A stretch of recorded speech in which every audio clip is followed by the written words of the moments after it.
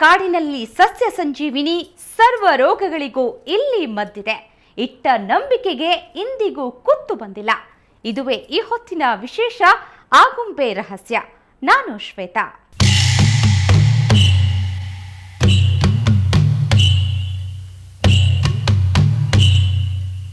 ಆಗುಂಬೆ ಸೂರ್ಯಾಸ್ತ ನೋಡಲು ಜನಸಾಗರವೇ ಹರಿದು ಬರುತ್ತದೆ.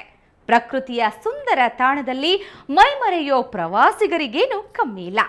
ಇಂಥ ತಾಣದಲ್ಲಿ ರಹಸ್ಯ ಹೊಂದಿದೆ. ಅಲ್ಲಿ ಸರ್ವ ರೋಗಗಳಿಗೂ ಮದ್ದಿದೆ. ಆ ಜಾಡು ಹಿಡಿದು ನಮ್ಮ ತಂಡ ಹೊರಟಿತು.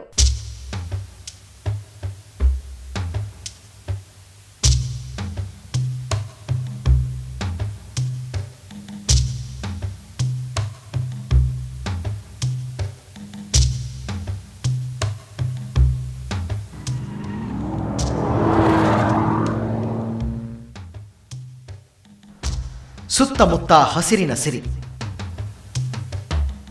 ಸುಂದರ ಪರ್ವತಗಳ ಶ್ರೇಣಿ, ಸುಯಿ ಎಂದು ಬೀಸೋ ಗಾಳಿ, ಮೈ ನಡುಗಿಸೋ ಚಳಿ. ಇದು ಆಗುಂಬೆಯ ಅನುಭವ. ನಮ್ಮ ತಂಡ ಪ್ರಕೃತಿಯ ಸುಂದರ ತಾಣ ಆಗುಂಬೆ ಘಾಟಿಯಲ್ಲಿ ಪಯಣ ಬೆಳೆಸಿತು. ಏನೇನೇನೋ ತಿಳಿದುಕೊಳ್ಳೋ ಹಂಬಲ, ಆ ಪ್ರದೇಶದ ಬಗ್ಗೆ ಅರಿಯುವ ಕುತೂಹಲ. ನಮಗೆ ಸಂತೋಷ್ ಗುರೂಜಿ ಸಾಥ್ ಕೊಟ್ಟಿದ್ರು.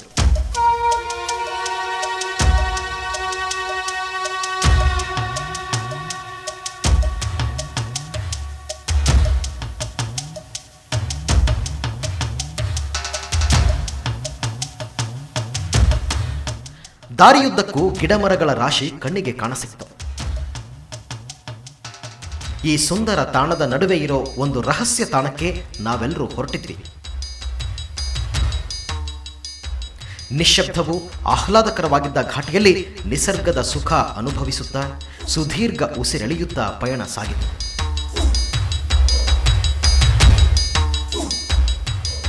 ಮನದ ಮೂಲೆಯಲ್ಲಿ ಮಾತ್ರ ನಾವು ನೋಡಿರದ ಆ ರಹಸ್ಯ ತಾಣದ ಬಗ್ಗೆ ಕಲ್ಪನೆ ಮಾಡಿಕೊಂಡ್ವು.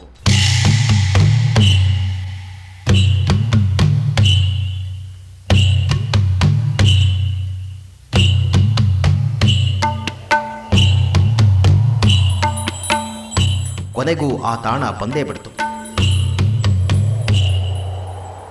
ಅಂದಹಾಗೆ ಇದು ಆಗುಂಬೆಯಿಂದ 20 ಕಿಲೋಮೀಟರ್ ದೂರದಲ್ಲಿರುವ ಪಶ್ಚಿಮ ಘಟ್ಟದ ತಪ್ಪಲು. ಅರಸಮ್ಮನ ಕಾನು. ಈ ದಟ್ಟ ಕಾಡಿನಲ್ಲಿ ಗಂಧ ಕಳ್ಳರ ಕಾಟವಿಲ್ಲ, ಯಾವುದೇ ಅಪಾಯವಿಲ್ಲ. ಯಾಕಂದ್ರೆ ಇದು ಆ ಮಹಾತಾಯಿ ಸುಪರ್ದಿಗೆ ಒಳಪಟ್ಟಿದೆ. ಆಕೆ ನಂಬಿದ ಭಕ್ತರನ್ನ ಎಂದಿಗೂ ಕೈಬಿಡೋದಿಲ್ಲ ಅನ್ನೋ ನಂಬಿಕೆ ಸುತ್ತಲ ಗ್ರಾಮಸ್ಥರಲ್ಲಿದೆ. ಅದು ಅಲ್ಲದೆ ಇಲ್ಲಿ ಮಾರಕ ರೋಗಗಳಿಗೆ ಮದ್ದಿದೆ. ಅಪರೂಪದ ಅತ್ಯಮೂಲ್ಯವಾದ ಸಸ್ಯ ಸಂಪತ್ತಿದೆ. ಔಷಧೀಯ ಸಸ್ಯಗಳ ಆಗರವೇ ಇಲ್ಲಿ ಚಾಚಿಕೊಂಡಿದೆ.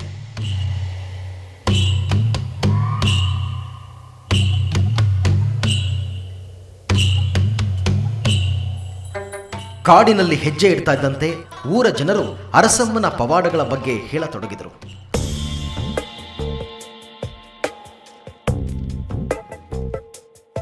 ಅರಸಮ್ಮನೇ ಈ ವನಕ್ಕೆ ಅಧಿಪತಿ. ಅನಾದಿ ಕಾಲದಿಂದಲೂ ಇಲ್ಲಿನ ಜನರು ಆ ದೇವಿಯ ಆರಾಧನೆ ಮಾಡಿಕೊಂಡು ಬಂದಿದ್ದಾರೆ. ರಾಜರ ಆಡಳಿತಕ್ಕೆ ಇದು ಒಳಪಟ್ಟಿತ್ತು.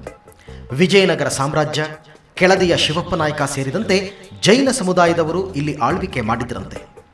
ಯಾರು ಬಂದರೂ ಯಾರು ಹೋದರೂ ಇಲ್ಲಿರೋ ವನಸ್ಪತಿ ಪಾವಿತ್ರಕ್ಕೆ ಧಕ್ಕೆ ಬಂದಿಲ್ವಂತೆ.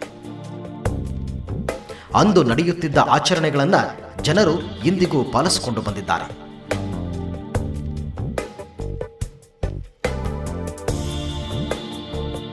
ಈ ಒಂದು ಪಶ್ಚಿಮ ಘಟ್ಟದ ತಪ್ಪಲಿನಲ್ಲಿರುವಂಥ ಈ ಒಂದು ದಟ್ಟ ಅರಣ್ಯ ನಾವು ಕಾಣ್ತಾ ಇದ್ದೇವೆ. ಅದರ ಮಧ್ಯದಲ್ಲಿರುವಂಥ ಈ ಒಂದು ಸುಂದರ ಶ್ರೀ ಅರಸಮ್ಮ ದೇವಿಯ ದೇವಸ್ಥಾನ. ಈ ದೇವಿ ಈ ಜೀವರಕ್ಷಕವಾಗುವಂಥ ಕೆಲವು ಅಮೂಲ್ಯ ಔಷಧಿ ಗಿಡಗಳು ಈ ವನದಲ್ಲಿದೆ.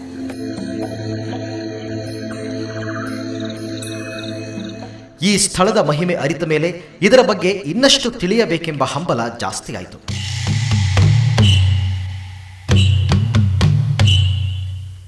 ಹಾಗೆ ಕಾಡಿನಲ್ಲಿ ಮುಂದೆ ಸಾಗಿದ್ವಿ. ಊರಿನ ಜನರು ಹೇಳ್ತಾ ಇದ್ದ ಕಥೆ ಕೇಳಿ ನಮಗೆ ಅಚ್ಚರಿಯಾಯಿತು. ಮನುಷ್ಯರಿಗಷ್ಟೇ ಅಲ್ಲ, ಜಾನುವಾರುಗಳ ಕಾಯಿಲೆಗಳಿಗೂ ಈ ಕಾಡಿನಲ್ಲಿ ಮದ್ದಿದೆ.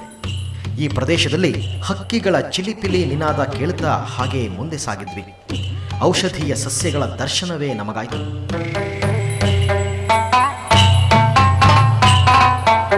ಇವರು ಒಂದು ಮರನ ತೋರಿಸ್ತಾ ಇದ್ದಾರೆ. ಇದರ ಹೆಸರು ಕಾಸನ್ ಅಂತೇಳಿ. ಈ ಒಂದು ವೇಳೆ ಸ್ಲಿಪ್ ಡಿಸ್ಕ್ ಆಗಿರ್ತಕ್ಕಂಥ ಜಾನುವಾರುಗಳಲ್ಲಿ ಮತ್ತು ಮನುಷ್ಯರಲ್ಲೂ ಸಮೇತ ಸ್ಲಿಪ್ ಡಿಸ್ಕ್ ಆಯಿತು ಅಂತಂದರೆ, ಅಥವಾ ಈ ಹಿಪ್ ಜಾಯಿಂಟಲ್ಲಿ ಏನಾದರೂ ಡಿಸ್ಲೊಕೇಶನ್ ಆಯಿತು ಅಂತಂದರೆ, ಆ ಸಂದರ್ಭದಲ್ಲಿ ಇದಕ್ಕೆ ಎಳ್ಳೆಣ್ಣೆನ ಮಿಕ್ಸ್ ಮಾಡಿ, ಇದರ ರಸವನ್ನು ಮತ್ತು ಎಳ್ಳೆಣ್ಣೆನ ಮಿಕ್ಸ್ ಮಾಡಿ ಆ ರಸವನ್ನು ಜಾನುವಾರುಗಳಿಗೆ ಮೂಗಿಗೆ ರಸವನ್ನು ಹಾಕ್ತಿದ್ರು. ಅದೇ ಮನುಷ್ಯನಿಗೂ ಸಮೇತ ಕುಡಿಲಿಕ್ಕೂ ಸಮೇತ ಕೊಡ್ತಿದ್ರು. ಒಂದು ವೇಳೆ ಈ ಎಲೆಯ ರಸಕ್ಕೆ ಕೊಬ್ಬರಿ ಎಣ್ಣೆ ಏನಾದರೂ ಸೇರಲ್ಪಡ್ತು ಅಂತಂದರೆ ಅದು ವಿಷವಾಗಿ ಸೇರಲ್ಪಡುತ್ತೆ.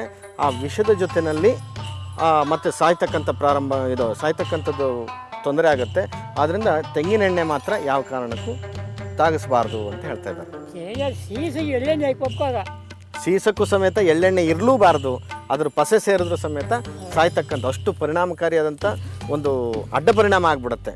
ಎಳ್ಳೆಣ್ಣೆ ಸೇರಿಸಿದ್ರೆ ಅದರದ್ದು ಒಳ್ಳೆಯ ಔಷಧ, ತೆಂಗಿನೆಣ್ಣೆ ಸೇರಿಸಿದ್ರೆ ವಿಷವಾಗುತ್ತೆ.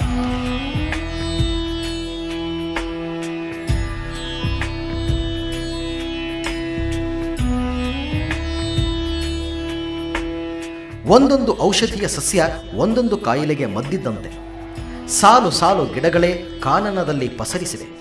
ಹೆಜ್ಜೆ ಹೆಜ್ಜೆಗೂ ಸಿಗೋ ಗಿಡಗಳು ಮನುಷ್ಯನಿಗೆ ಸಂಜೀವಿನಿಯಾಗಿವೆ. ಇಲ್ಲಿ ಸಿಗೋ ಮದ್ದನ್ನು ಆ ದೇವಿಯ ಹೆಸರಿನಲ್ಲಿ ಸೇವನೆ ಮಾಡಿದ್ರೆ ಎಂಥ ಕಾಯಿಲೆಯಾದರೂ ಸಂಪೂರ್ಣ ಗುಣವಾಗುತ್ತೆ ಅನ್ನೋ ನಂಬಿಕೆ ಇದೆ.